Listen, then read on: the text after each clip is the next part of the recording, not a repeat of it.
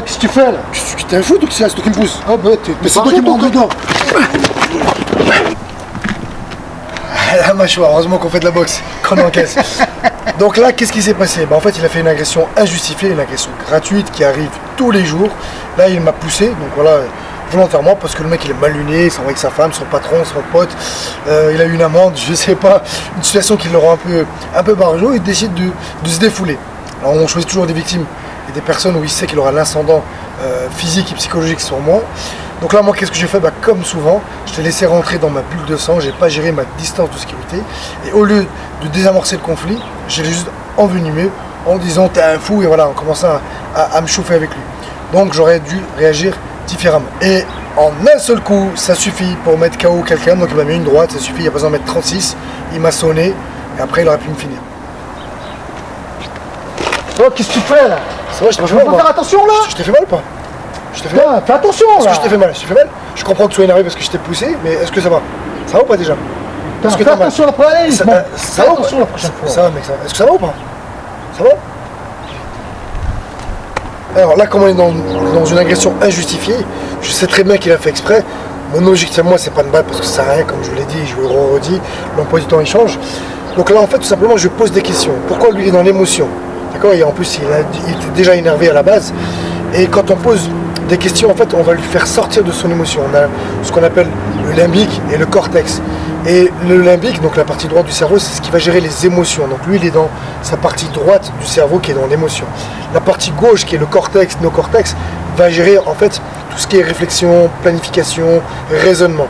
Et en lui posant les questions, je vais le forcer à sortir en fait de son émotion pour le raisonner en fait. Et en lui posant tout simplement, est-ce que ça va? Ok, je comprends que tu es énervé.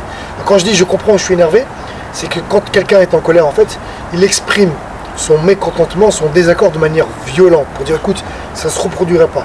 Le fait que moi je dise je comprends que tu es énervé, déjà ça calme, vous pourrez essayer, c'est super efficace. Donc déjà je comprends que tu es énervé, mais j'ai pas fait exprès, est-ce que ça va? Et je lui pose des questions sans arrêt. Et il s'énerve, ça va, je te laisse pas parler en fait. Il dit ouais mais attends, est-ce que ça va?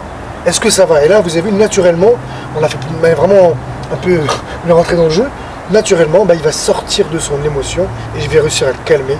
Donc vous pourrez essayer ça quand vous avez des personnes qui sont super en colère, vous posez les questions pour le forcer à réfléchir et à rentrer, à utiliser cette partie gauche du cerveau qui est le cortex, néocortex. Cassez les couilles! Arrête de faire le mot là! Arrête de faire le mot là! Qu'est-ce qu'il y a? Action. Oh, tu peux pas faire attention là? Calme-toi mec, tu veux me casser les couilles là? Qu'est-ce qui t'arrive là?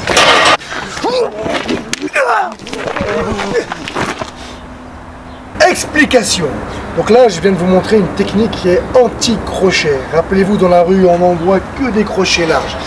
Et en tendant les bras, les deux mains, en fait, dans l'axe, le plus proche possible, je vais arriver avant lui et je vais le gérer. En fait. Donc là, je vais pas prendre son crochet. Ensuite, je viens mettre un coup de coude. Ok. En mettant le coup de coude, tout de suite, je vais remonter là. Donc je frappe ici. Ok. Et après, j'ai plus qu'à mettre une main en bas dans les parties. Donc, une fois que j'ai tapé les cojones, j'ai plus qu'à venir prendre mes deux mains, je prends sa tête et je vais le tirer pour l'emmener. Hey, qu'est-ce que tu veux, Scott? Calme-toi, calme-toi.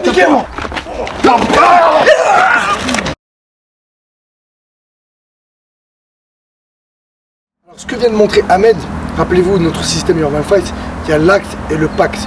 Tout à l'heure, moi j'ai fait du pacte. Pacte, c'est-à-dire je me protège, après j'attaque, je rentre en contact avec un bon timing. Et l'acte, c'est quand le gars vous sentirez menacé, rappelez-vous.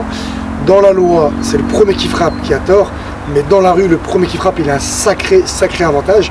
Il s'est senti menacé parce que j'ai commencé à l'insulter et à le menacer verbalement, mais proche pour venir frapper. Et là, lui, il rentre dans l'acte. Ouais. Et à partir de là... Donc là, marteau au menton, hein, tout simplement.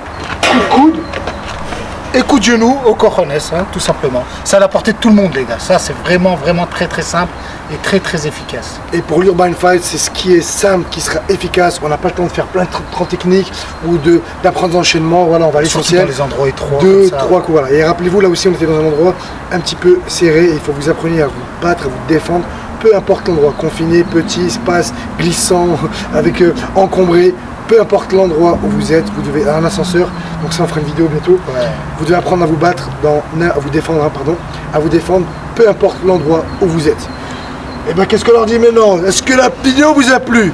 Si c'est le cas, un pouce blanc, parce que... non, toujours pas ça. Eh ben c'est pas grave, à vous de jouer.